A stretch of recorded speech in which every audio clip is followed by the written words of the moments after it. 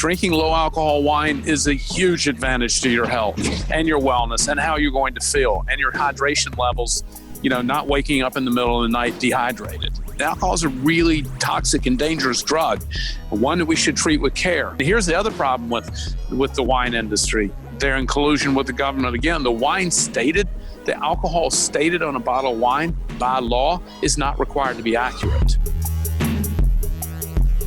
Hey guys, welcome to this week's episode, and I'm so excited to have Todd White with Dry Farm Wines. And I'm going to start, Todd, by welcoming you and asking you to walk us through a day in the life of Todd. What did you eat yesterday, like breakfast, lunch, and dinner? Oh, awesome. Well, I only eat once a day, so I do 22-hour intermittent fast. And last night I had, just a smorgasbord of things. I was in a Japanese fusion restaurant last night. And so there was, just grilled cabbage, and I had okra, and I had a tomato salad, and a grilled duck skewer. Anyway, it's very tasty. One of my favorite restaurants in Los Angeles. I'm down at the beach on the west side in Santa Monica, and this little restaurant is over on Abbot Kinney in Venice Beach. So anyway, that's... so I drink a bottle of wine and I eat dinner. And other than that, I don't eat during the daytime, just water only, actually. That's awesome. So tell me, is there any kind of, like, if, let's say in the morning you, or like at lunchtime, you were like, I am starving. Like, do you have any things that you do to kind of curb your hunger to keep you going? Because I'm ketogenic, I never get hungry. I'm not even hungry really when I eat at night. And oftentimes do extended fasting as well for, 3 to 5 or 7 days. Try to do those every month or two, at least a 3-day once a month. But, I don't really, I think, if you drink a glass of water, you'll find that that's helpful. Especially if you're ketogenic, you're just not hungry, right? Because it's hunger suppressing. There are hormones that are hunger suppressing when you're on a ketogenic diet. Or if you're on a regular fasting schedule or regular intermittent fasting, if you do, like me, if you eat only once per day, you're going to be in ketosis by virtue of starvation by middle of the afternoon anyway. So, eating is largely emotional. It's largely psychological. It becomes a point when, of course, we have to be fed. Yes. Naturally, we'll starve. But for the first few days, it's largely psychological. And you'll really learn this and experiment with this if you experiment with fasting. And, if you're already low carb or keto, fasting is pretty easy. And so it's more difficult if you're not accustomed to it. But no, I don't really ever, if I'm ever hungry, it's really psychological. It's like I'm bored, or, same reason people eat on an airplane. Right? They don't eat on the airplane because the food's good. They eat because they want something to do, because they're bored. They're trying to pass the time. Right. And it's just another distraction away from, the process of thinking. When you experiment with fasting, you learn quickly, as I did. I tell you what I learned the most I used to eat twice a day. I used to eat like a late lunch and an early dinner on the 16-8 leans gain, what's known as the lean gain method of fasting, intermittent fasting. But when I went to eating once per day, which I did about 3 years ago, for about a month, I would have psychological desires to eat, but not that I was hungry, but, it was just psychological. Same thing happened when I gave up caffeine. For several months after and the only reason I gave caffeine up was because I gave it up for a fast, and I realized how addicted I was to it, and I was just didn't feel great about it. So I just decided to give it up altogether. And for about a month or two after that, I would still romanticize having a coffee, right? It wasn't that I wanted the caffeine. Right. It was just that romance, it's largely psychological. Well, we were at the Mindshare Summit together, and it was so funny when I was listening to you talk. I was like, yes, amen. Like everything you were saying, I was like, it was so funny. All right, well, let's jump right into our listener questions. The first one is from Megan in Indianapolis. She says, I love wine, especially a good cab. I drink a couple of glasses at least 3 times a week, but I've noticed that the mornings after I drink it, I feel a lot of pressure in my sinuses. It's almost like I'm so congested. Am I crazy? Is this in my mind, or is there some kind of connection? Megan in Indianapolis. Yeah, no, it's real. She's not crazy, in fact.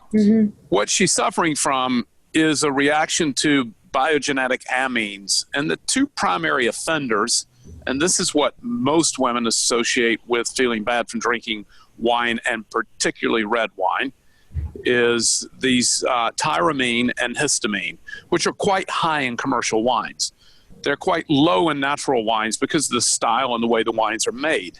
So that's the reason that most people with histamine sensitivities can drink our wines, but can't not drink traditional wine. And so, in fact, as you know, the primary histamine blogger just passed away. I'm sure you saw that memorial at Mindshare. Yeah, awful. She was in fact, was a partner and endorsed our wines to the histamine community. So that stuffiness is an amine reaction, and the two primary offenders in wine are tyramine and histamine. So that's what that stuffiness is. I'm not histamine sensitive, but if I drink commercial wines, I get a sort of a tightening in my frontal cortex, like I just can feel it, right? And it's probably related to some kind of an amine. Great. All right, this is from Doug from Peterson. I drink a lot of wine. I like both red and whites. I'm not picky, but it seems like if I overdo it with red wine, I end up with a much worse headache the next morning than I would after drinking white wine. What's up with that? Well, it's several different things. Again, it primarily goes back to the winemaking style, the commercial wines, the style of wines that they make, because it's a style that people are interested in drinking. So there's a whole bunch of different things between the red and the white. But the primary difference between red and white is that the red wine has contact with the skin and the seeds. That's how it gets its color. And white wine does not. So white wine actually has no contact with the skin. It's just free-run juice. Now, if you squeeze the juice from a red wine grape and you squeeze the juice from a white wine grape, they're both clear. So red wine gets its color from contact with the skins. But here's what's happening. In order to make the wine more extracted and concentrated for bigger, bolder flavors, the winemakers, commercial winemakers, are leaving the wine in contact with the skin for a really long time, right? That's not the way natural wines are made. So the reason they do this is because it produces a greater body of texture in the wine. It also creates darker color. And so Americans believe that the darker a red wine is, the higher quality it is. Of course, there's no truth to that statement, but that's just a myth. And so winemakers macerate or have contact with the skin for very long periods of time to get this body and boldness and darkness. Well, that extraction process is a winemaking style. It's also unhealthy. And it leaves it. We don't know exactly why, but the longer these extractions take place, the worse you feel from drinking the wine, right? And so, one thing with wine is just like nutrition. There's just not a tremendous amount of studies out there that really validate what we know anecdotally, because you can't do control group studies on people on nutrition, right? Because you can't control what people eat and drink, and so you can only control their representation of what they did. Right. And so we don't have a lot of great nutritional information in terms of scientific studies, nor are there a lot with wine either. Right. Just because A, nobody to fund it, B, no way to control it. And then when you get into these nutrition, or you get into all of these science studies, all of these studies can be designed to look or lean any way you want it to lean, right? And also it doesn't take into account all the cofactors. So let's say with cofactors with me, well, I'm an intermittent faster. I'm also ketogenic. I have a super active fitness regimen. I'm an athlete. Well, to compare, how I'm going to test out on things against somebody who has a standard American diet, is on some kind of pharmaceuticals, takes all kinds of, maybe they take some kind of crazy supplements. I mean, it's just like, these things are very difficult. We don't know, like with intermittent fasting or the ketogenic diet, we don't know all of why we get the benefits. We don't know if is it calorie restriction because I'm just eating less? Is it eating less often? Therefore having, fewer hormonal responses to food? Is it that I'm not eating, highly glycemic foods, and so we're not having we don't know exactly because there's so many things happening at the same time hormonally. We're not really sure. The same thing is true for all nutrition, everything you eat and drink. It's just very hard to have, quality science around it. What we do know, though, for sure, is anecdotally, when we drink these additive-free, clean wines, that we feel better, right? For sure. Right. So that, yeah, I mean, and there, look, as you know, I've talked to you about this before. I mean, there's 76 additives approved by the FDA for use in winemaking. 4 of them are quite toxic. Some of them are quite natural, but there's 76 additives. Now, the bigger important issue here is that the reason that your audience does not know about these 76 additives is because the wine industry spent millions of dollars in lobby money to keep contents labeling off of wine, right? So this is a transparency issue. And so right now, the wine industry is intentionally misleading people and not letting them know transparently what's in the bottle. So of the 76 additives and of the 4 that are toxic, I can't tell you which ones are in which bottle of wine. I can tell you there are none of them in our wine. But in any wine, when you walk into a grocery store and you see all those bottles, I couldn't tell you which ones contain additives, and which one don't, because there's no transparency. And so that's the real problem when you go to choose wine. You just don't know. The only way you know for sure if you're drinking a natural lab-tested wine is buy it from us, right?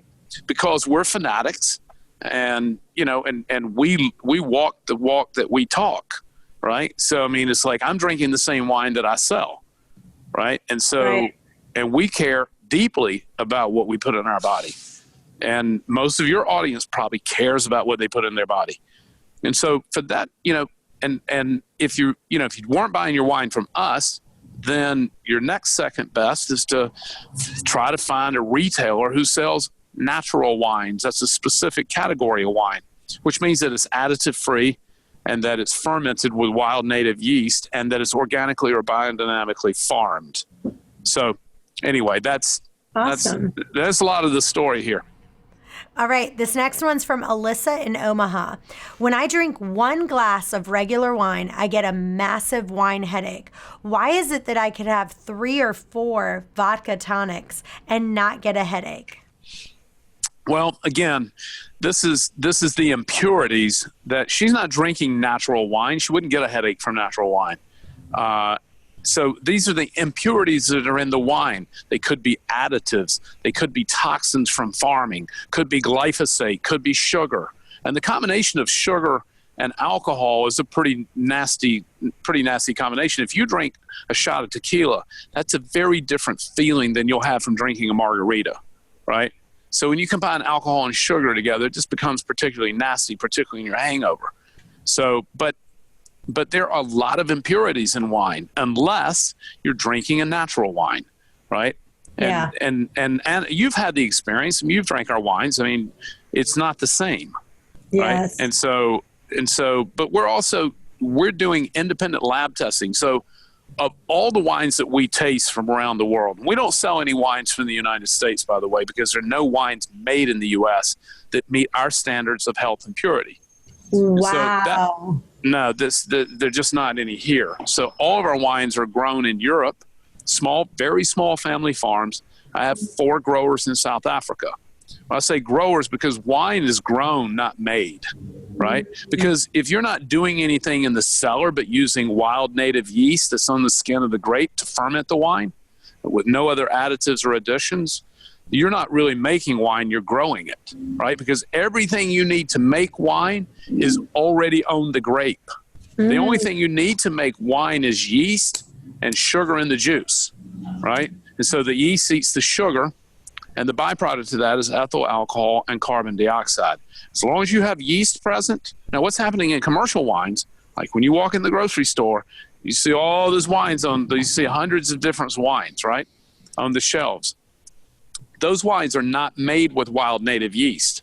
They're made with genetically modified, commercially lab-grown yeast, right? And so because that yeast is easier to work with, wild native yeast, which is on the skin of all wine grapes in the world. Every wine grape in the world has yeast on the skin. It collects through the air naturally. So if you just pick a cluster of ripe grapes and you throw it into a bucket and the skins break open, it will begin to ferment because there's yeast on the skin. That is the yeast that natural winemakers use to make wine. And so all they need is to press the grape and then have the temperature rise to a point where the yeast will activate, right? It won't activate if it's too cold. And then you make wine with nothing but just what you grew. So this is the reason we say our wines are grown, not made. I like that. Jessica from Arlington says, I'm obsessed with wine, but I've heard sulfates aren't good. Can you tell me any wine that's completely sulfate free? Well, that's impossible. Here's why. Sulfites are naturally occurring in fermentation. Any food that's fermented, whether it's kombucha or sauerkraut or any food that is fermented contains sulfites. They're naturally occurring as a part of the fermentation process. The question here is the winemaker adding additional sulfur dioxide to sterilize and preserve the wine? That's one of the tests that we run, and we do not allow more than 50 parts per million of sulfites, which can be naturally occurring. Most of the wines that we sell are somewhere between 5 and 10 parts per million. The U.S. limit is allowed to be 350 parts per million under the law.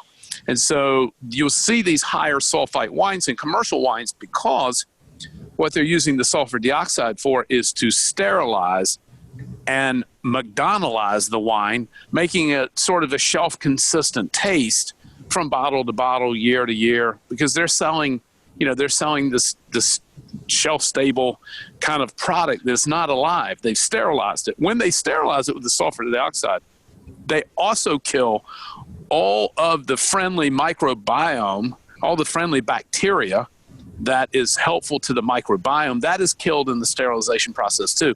Dr. David Perlmutter just recently did a blog post on our wines and the living bacteria that has been tested and found in them.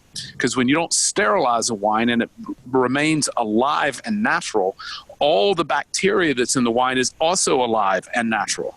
And it's very friendly to the gut biome. I have a great idea for your next commercial. I just thought about it because of what you said. So I don't know if you remember this commercial. It was probably 15 years ago. And it was a Hebrew National hot dog commercial. And it had this Uncle Sam on there. And he goes, the government says we can add this filler in our hot dogs and this chemical in our hot dogs. And he goes, but we don't. And then he's like, the government says we can add this and this and this. And he's like, but we're Hebrew National. We are a higher standard. And my mom used to like quote that for something all the time in my family. Nice. And I'm thinking that's what you should do. That should be your next commercial because it says, the government says we can have 350, milligrams of sulfites, but we don't. We have a higher standard. So there's the marketing tip for the week because that's true. All right, this is Clarissa from San Diego. We just went there. It says, I really like Melee wine, Melee wine. It's one of my favorite gifts to give to people, but I'm assuming it's not organic. Can you recommend a nice organic wine that doesn't taste like organic wine? Well, that's another really important thing to understand. I'm not familiar with the specific wine that she mentioned, so I don't know. But here's the thing. Just because a wine is organic does not mean it's natural. So organic is only the farming practices. Now, I'd tell you it'd be better for the planet and better for your body if you drank organic wine, but that doesn't mean it's natural. That doesn't mean that it's additive free. That doesn't mean it doesn't contain sulfur dioxide or any of the other 76 additives. It simply means that it was grown organically. So just to clarify that, so all natural wines are either organic or biodynamic. Biodynamic farming is a prescriptive form of advanced organic farming. So all natural wines are always organic or biodynamic. However, not all organic or biodynamic wines are natural. So a natural wine must be farmed organically or biodynamically. However, an organic wine is not necessarily natural. It may contain additives. It very likely does. Like if you go into Whole Foods, you have to think of it this way. If you go into Whole Foods and you see an organic wine or even a biodynamic wine, in order for that winery to produce enough volume to satisfy the buying needs of someone like Whole Foods, you can't make natural wines in that volume. So I can tell you that those wines are not natural because natural wine is always fermented with wild native yeast. You cannot ferment wild native yeast and make wine in very high volumes. It's just not possible. The yeast is too unstable. And also it's impossible to make wine in high volumes without the use of these other additives and chemicals. The reason being is that the environment is too unstable. The bacterial environment, and the wine can spoil without the use of these additives. Hey guys, we absolutely love getting your questions into the podcast, but we're also interested in your journey. So if you've started intermittent fasting and have some success or even struggling a little bit, we want to hear about it. Email me your intermittent fasting stories to Chantel at chantelrayway.com. Now back to the show. Gotcha. Michelle in Tampa. I've been doing intermittent fasting for a few months now and doing 2 meals a day. And I'm slowly trying to go to 1 meal a day. Do you have any tips?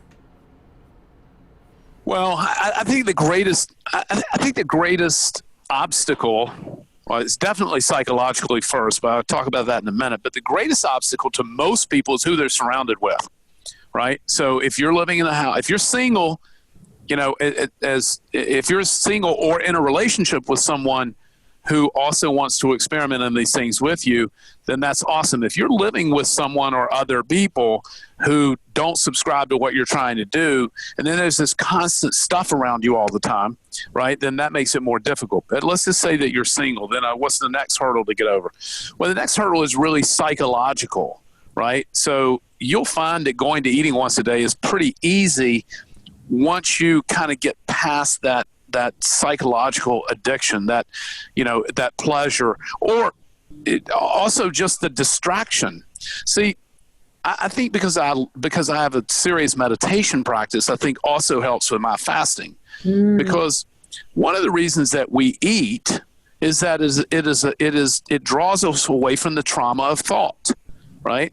And so the trauma of thinking is also what leads us to entertainment, going to movies, watching television, porn, sex, eating. All these things are distracting us and really giving us a way to get away from this trauma of thinking. So if you have a regular meditation practice, then that over time, not in the beginning, but over time teaches you to silence your mind, right? And to be in the present moment. And I think that's very helpful for fasting. But drinking a lot of water, staying hydrated, water is filling. Water's quite filling. I think that caffeine helped me. Caffeine is also an anti-hunger suppressant. And so, or a hunger suppressant. I think caffeine, I don't drink it anymore, but I imagine it was probably useful to me when I was first started fasting. But having a support system around you, being surrounded by people who want to be supportive of what you're trying to do, it's impossible. For most people who work in a traditional office setting, like at my company, there's a kitchen, but there's not anything in it that's not helpful, right? But for most people, their break room and their kitchens at their office is just filled with, vendors bringing in donuts and birthday cakes. It's always somebody's birthday, and then cakes come in. And I don't care how disciplined you are. I mean, it's hard, when you're in that setting, and you're walking in and out to get a water or something or a cup of coffee, and you got to walk past this stuff all day long. It's hard not to just have a little pinch, And so being in the right setting and having a support system around you, I think is really important. But just breaking through and not snacking, don't give in. Once you get past it, you can conquer it. Every time you snack, you're going to have a hormonal response to glucose, right? Of insulin.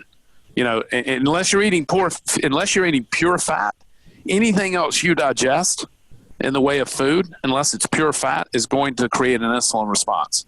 And then you're going to be right back on that, that kind of peaks and valley of trying to feed that glucose. Yeah. We had a psychologist come on the show, and one of the things I love that she said, you need to sit with unease to prevent disease. So let me say it again. You need to sit with unease to prevent disease. And what she's saying is that's what we all as soon as we're just uneasy about something, we're running to something to distract us, either the food or, wine or something. But sometimes you just have to go, you know what?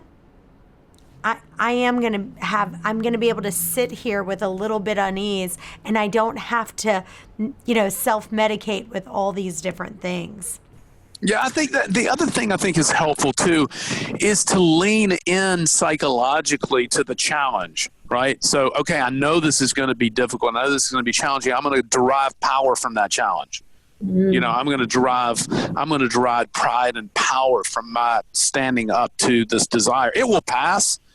I wouldn't dream of eating lunch now. People ask me all the time, well, don't you want to look? No, I don't want anything to eat. It's just going to make me feel bad. Right? It's I'm going to lose an edge of energy. I have zero desire to eat. And in fact, turn down the opportunity quite often. And at times, I will go to a lunch and sit with people while they eat. They're like, aren't you uncomfortable? Aren't you hungry? No, I'm not. That's right. And you can enjoy the people and have more conversation instead of them just, the whole time shoving food in their mouth. So that's great. Here is from Ashley in Portland. I'm only eating one meal a day now, but what's happening is I'm getting super ravenous by that time. So my portion sizes ends up being absolutely huge. How can I keep my portion size down without feeling like I'm starving myself?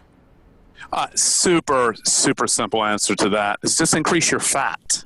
So fat is caloric dense, it has high calorie density, but fat is also extremely satiating. So start off with fattier foods first. Eat an avocado, right? Anything fatty, avocado is a great choice, right? Olive oil on your vegetables. Just increase your fat. The fat is very satiating.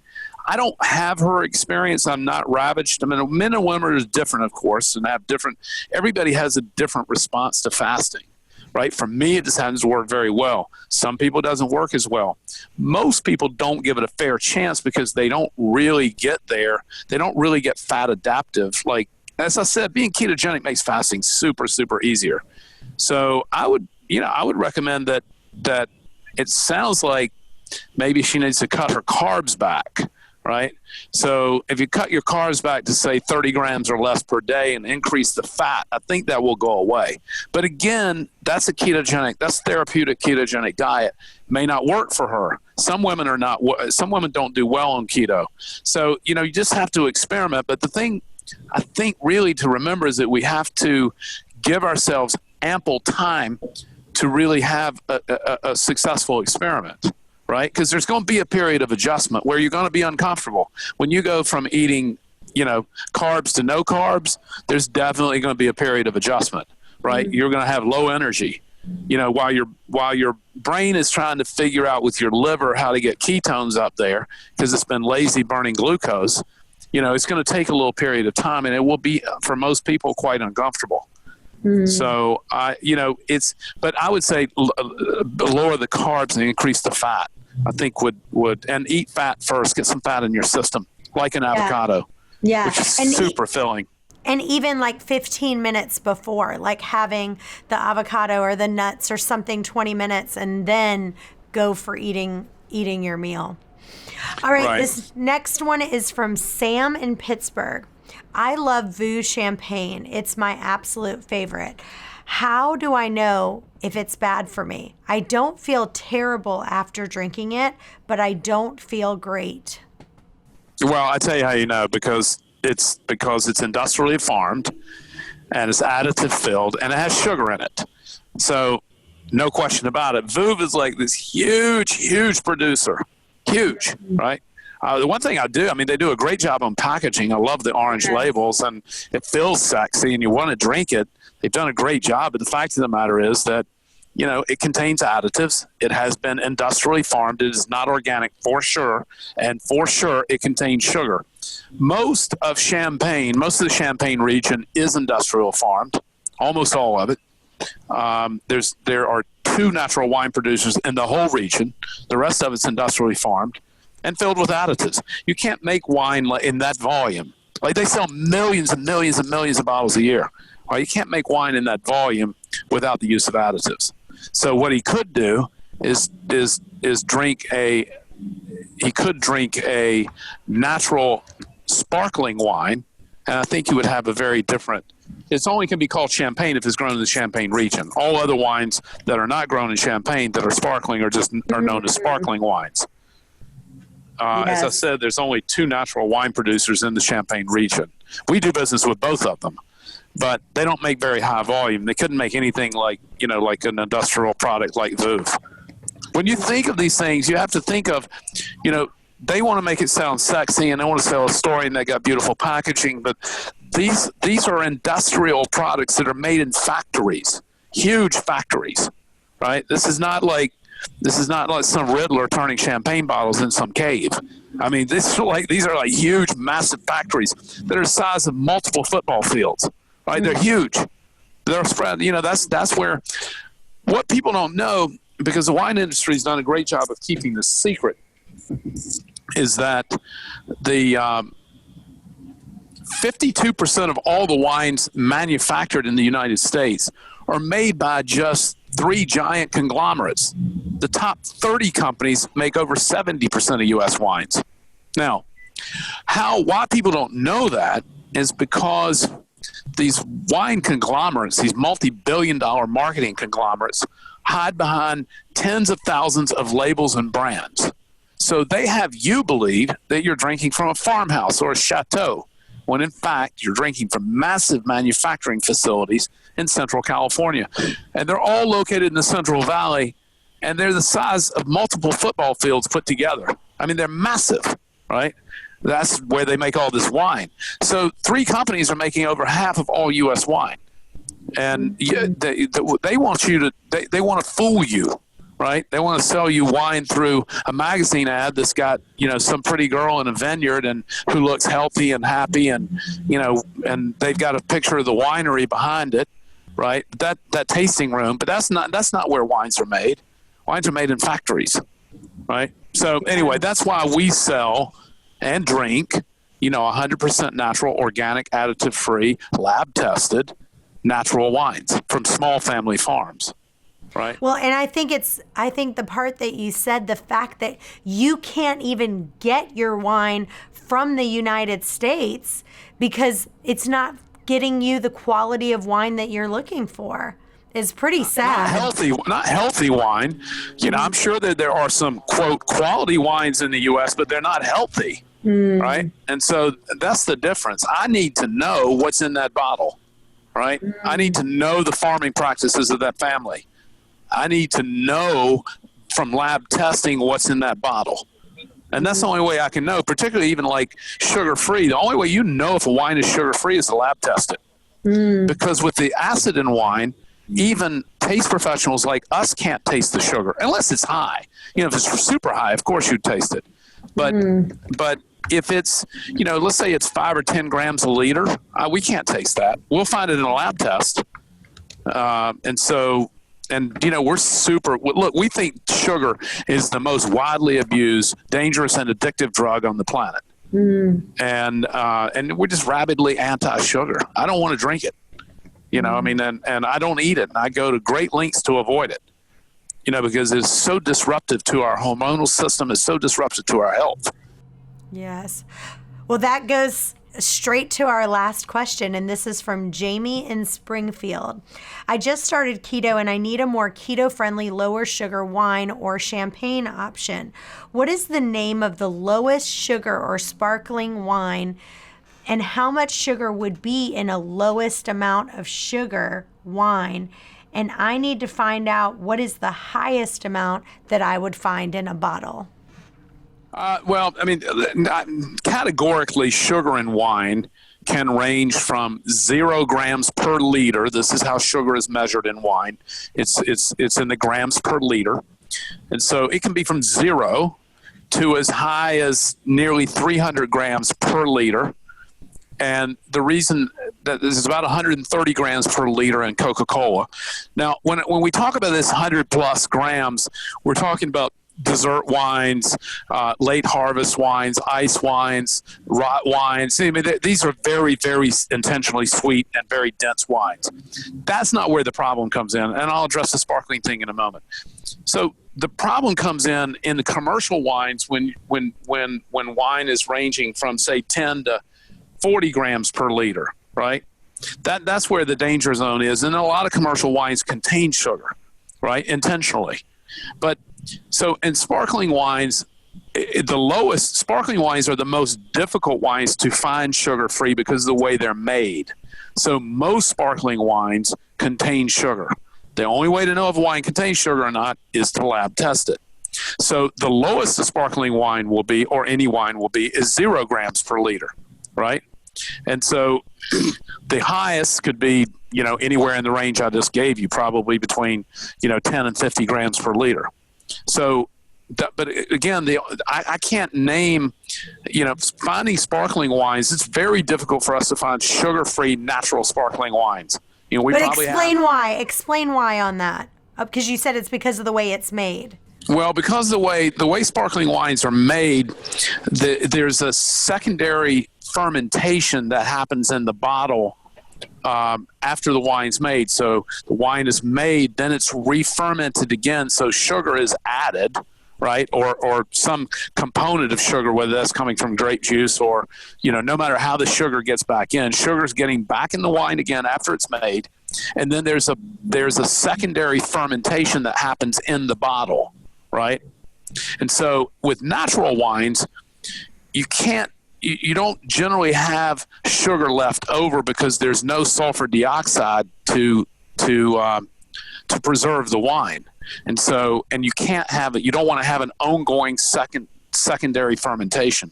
So in champagne or in sparkling wines, whether it's grown in Champagne or not, they are all through dosage. They get sugar added to them, and then they ferment in the bottle again, and the carbon dioxide from the fermentation is caught in the bottle. That's what causes it to be sparkling. So it's not, most of the sugar does not get fermented out. Where a natural winemaker, if it's his desire to fully ferment the wine and have it be sugar-free, those are the sparkling wines we sell. Most all sparkling wines in the market, like Prosecco's almost 100% industrially farmed anyway, but so most all sparkling wines contain sugar, which is the reason that we do lab testing. So if you get a sparkling wine from us, it's sugar-free. Awesome. Yeah, I was going to say I have the answer to that. Go to chantelrayway.com/dryfarm, and you're going to get the best. You can pick from there of which wine you want to get, right? Yeah, I think we give you a penny bottle with that, right? Yeah, so talk to everybody about this, what they can do to try your wines out. We want to send them to chantelrayway.com/dryfarm. And what do they get when they go there? So they have the option to buy a 6-bottle or a 12-bottle collection, and we give you a free bottle for 1 penny extra with your first order, just to say thank you and congratulations for trying this. We also have a 100% happiness guarantee. Any bottle you don't like, we'll either replace it or refund it. No questions asked. No need to send it back. Don't have to send us a picture of it. Don't have to do anything except tell us, I don't like that wine. We'll give you your money back or send you a replacement bottle. We are a wine club, and so it is a subscription, but we don't make it difficult to cancel. You can cancel, as 16% of buyers do. They buy a box and cancel the same day before they ever taste the wine, because they don't want a subscription at that time. Now, maybe they taste the wine and come back and resubscribe later. But so we don't make it easy. We don't make it difficult to cancel. It's super simple. We're not trying to loop people into a membership. It's just we sell wine to pretty regular wine drinkers who like to get wine on a regular basis. And they know they can't get our wine anywhere except directly from us. We don't sell to retailers. We don't sell to restaurants. The only way to get our lab-tested, high-quality, additive-free, natural wines is directly from us. And so for most people, it just makes it easy for them to have a membership. You can come, go, stay. If you sign up for our email list, we do twice-a-month offers that require no commitment, but the only way to see those is to be on our email list. And so they can go to our website at dryfarmwines.com and sign up for our email list and don't have to buy anything, right? And then they'll see these twice a month and holiday promotions that we do that are one-time orders. So, but basically we're a wine club. So, people like the convenience of getting regular shipments. That's awesome. Well, I feel like we did a great job with these questions. They had such great questions.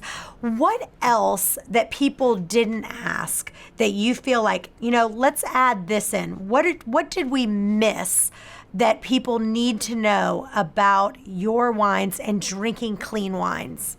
That's a really important question. I'm glad you asked it because it's about to slip past me. Low alcohol. Alcohol is a dangerous neurotoxin and a destructive drug. We don't sell any wines over 12.5% alcohol. Standard wines now are almost 15% on average. We sell wines as low as 6%. So we sell wines between 6 and 12.5%. Drinking low alcohol wine is a huge advantage to your health and your wellness and how you're going to feel and your hydration levels, not waking up in the middle of the night dehydrated, right? And so really backing off of alcohol. Alcohol is a really toxic and dangerous drug, one that we should treat with care. I love wine. I don't love alcohol. Right? And so drinking lower alcohol wines leads to a more elevated buzz, a greater sense of creativity and connection. It's just a better outcome. And so, I think really being careful about the alcohol levels in your wine. Here's the other problem with the wine industry. They're in collusion with the government again. The alcohol stated on a bottle of wine by law is not required to be accurate. The only way to know how much alcohol is in wine is to lab test it, which we do, right? And so, listen, we taste hundreds of wines a month from around the world. We only accept 30% of the natural wines that we taste, right? Because either they don't meet our lab requirements or they don't meet our taste aesthetic, one or the other. So, we're very particular about what we buy. Well, your wines are amazing. Thank you. I appreciate you saying that. Just being, and the other thing I would mention, which when you asked me about the wine club, look, our wine is super affordable for a handcrafted fine premium wine. It's only $25 per bottle, which for handcrafted fine wine is a great value. Yes. Now, it's not the $10 wine you're going to see in your grocery stores filled with poison, but, wines where I live in the Napa Valley are commonly $100, $150, $250 a bottle, right? And so for fine handcrafted wines, $25 is actually a very, very good value. That's awesome. Well, we want to give you this amazing deal. So if you go to chantelrayway.com/dryfarm, you can try it out. And it is amazing and it's good for you. So thank you so much for being on the show, Todd. Oh my God, I love you. I love seeing you in San Diego. You were so enthusiastic. You're like super cool. And it was so much fun to have you in the audience and get to meet you and share wine with you and share some love. So awesome. Thanks for having me on today. Thank you. And if you have a question that you want answered, go to questions@chantelrayway.com. We'll see you next time. Bye-bye.